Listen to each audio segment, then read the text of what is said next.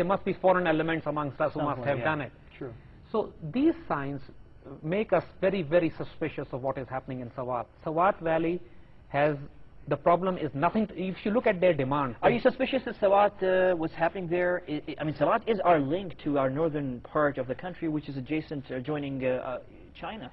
I mean, are you suspicious of them? You see, the thing is... Actually, let me rephrase that, Zaid. Are you suspicious that since 2004, when we've actually entered the final phases of our very ambitious project linking Gwadar, Arabian Sea, all the way to China's border. I mean, we aggressively have begun working on this. You know, there's the National Trade Corridor that the Prime Minister Shawkat Aziz is working on, the NTC, western areas of China, all the way to Gwadar. And we've started really entering the final phases of that, you know, and partially with the help of our Chinese friends. And suddenly this entire area goes up in flames. You see, this is very suspicious, again, because the Chinese are being targeted everywhere. Even today, it was the news in the paper that Pakistan has evacuated almost every Chinese engineer working in the NWFP province. Religious groups do not target Chinese. The Chinese are being targeted in Pakistan in those areas which are either controlled by BLA or by Baitullah Masood or by Fadlullah, threatened in the areas controlled by Fadlullah, or in even in northern Afghanistan, Kunduz, the area controlled by Northern Alliance. So everywhere where we find signatures of people being in anti-Pakistan bloc, they are trying to create a rift between Pakistan and China. This is a very serious matter for Pakistan's relationship with China, and this is something that Pakistan cannot take lightly. Okay, Zaid, we're almost out of time. Let this be my last question, but it's a wholesome question actually. But we are limited time now. What is the? I mean, you've just explained it all. We have the picture now, the wider perspective. What is the American role in all of this? And you know, we'll try to do it within the time. American role, as I said, is, to put it simply, is strange. To put it bluntly, is sinister. You see, because what they are doing is they are trying to expand their agenda in in Central Asia and Greater Middle East at our cost, exactly as they're doing at the cost of Turkey.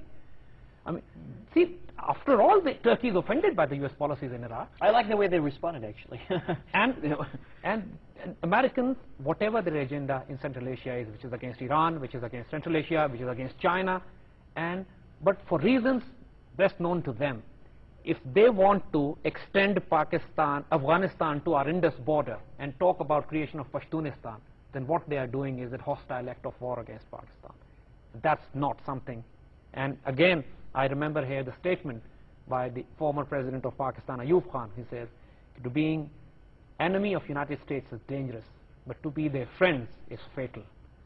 Okay, so I guess this is something that we Pakistanis should now reconsider. Be careful about it. Now I hope, of course, I'm sure that people concerned are watching, and there you go. I mean, this gives you the answer to, you know, the $10 billion that the American media keeps repeating, you know, that they've given us over the past 5 years. In return for that, this is the kind of mess that we in Pakistan, in this region, we find ourselves in. You know, it's part of being part of the whole American strategy, the war on terror. That's the price. That's the kind of price that we have to pay. I'm sure this is a subject that we're going to continue discussing, and I'm confident my viewers will be seeing more of you also in the future. My last statement would be, I think it is time that we should very seriously consider our Afghan policy. It's time we do that. Yeah, you mentioned that before, I think once before. And as a matter of fact, we'll discuss this as well also in the future. Now, you have to stay put because we'll come, of course, in the next segment, and we'll continue this discussion in this edition where we're trying to focus, of course, on our relationship with the United States in the background, of course, of the American response to the imposition of emergency powers. Thank you, Zaid, again for joining us. Thank you. Okay.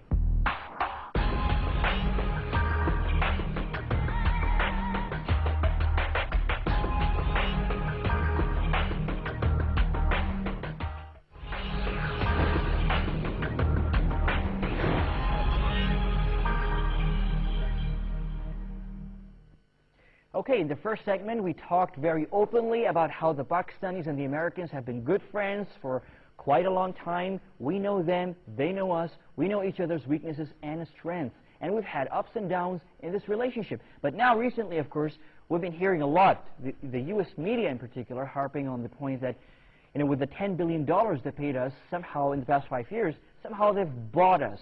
And what they forget to mention is that we, in Pakistan, in exchange for that, have given the Americans the biggest footprint they could have never imagined in the energy-rich Central Asia. You know, that's the other side of the coin, the other side of the sentence that they never complete when they mention the $10 billion. Anyway, in this segment, we're going to talk, of course, about the official, you know, positions that we're hearing both from Islamabad and Washington on the pressures that we've been hearing about after the imposition of emergency Pakistan. And I'm joined here in the studio by Senator Tariq Azim, the State Minister for Information and Broadcasting. Mr. Senator, thank you very much for joining us. I know you're very busy, and I had a hard time just pulling you in this studio, but thanks a lot for joining us.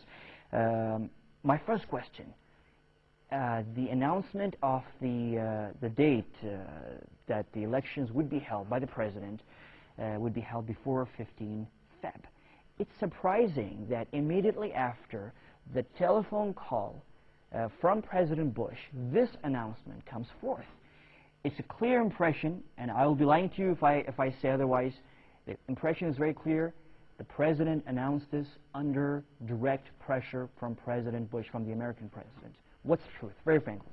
Before I come on to that, let me just say, in your intro you said $10 billion. You see, there is no free lunch. Nobody gives away $10 billion for nothing. We should always expect there must be some demand somewhere. So when somebody gives you $10 billion, doesn't matter how much they love you, you know, they should expect some quid pro quo. So when they're asking things, you know, I suppose, you know, that we should have expected this. Now, coming to your thing that President Bush makes a telephone call, and then somehow we call a National Security Council meeting, and then President decides what he's going to do. That is not the fact. The fact of the matter is there is a pure coincidence. National Security Council meeting is a very important meeting. We have got all the chief ministers, all the governors, the speaker, the chairman of the Senate, the prime minister, everybody attends that meeting. Now, in order to get them together, you need a lot of hour planning. When these people will be free, when these dates are going to be available.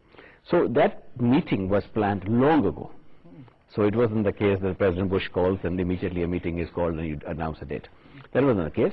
And once they had met, they decided what everybody expected, that sooner or later, in a day or two, this announcement was bound to come.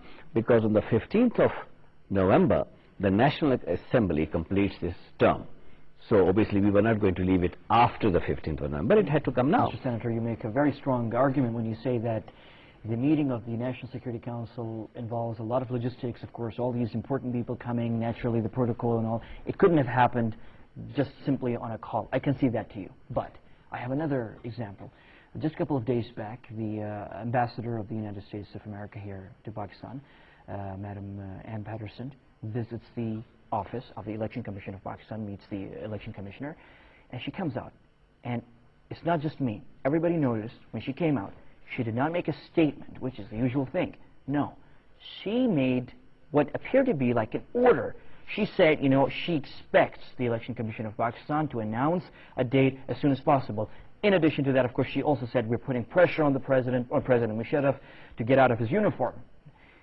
So it just appears that there's, you know, I mean, I don't know, it's just very strange. I don't think even with the kind of closeness we've had with the Americans, we've ever had a U.S. ambassador in Islamabad coming out and talking with such confidence about such a domestic, purely internal matter of ours. I must be very honest with you, I did not actually see her make those statements. But what you say, if that is the case, I think perhaps these were things that way over the limit for a diplomatic person to make that kind of remarks, if she did that. Because you see, the diplomatic norms are such that first of all you do not interfere a lot with your host country's internal issues. You may talk about the same issues but do it behind closed doors, so to speak. But these things are usually not said in public, certainly not in the terms that you have just described. Sure. Mr. Senator, there have been reports on and off that the United States might review sanctions and might review some sanctions, but nothing has come forth. Of course, we're seeing a lot of hue and cry from certain American politicians, particularly the Democrats, a lot of letters and things like that. But nothing concrete so far, which is positive, of course, for our relationship. And certainly I hear a lot of people in your government saying that, you know, Naturally, there's a good relationship, good understanding with the Bush administration. What's your take? I mean, how are you seeing this thing? I mean, the hot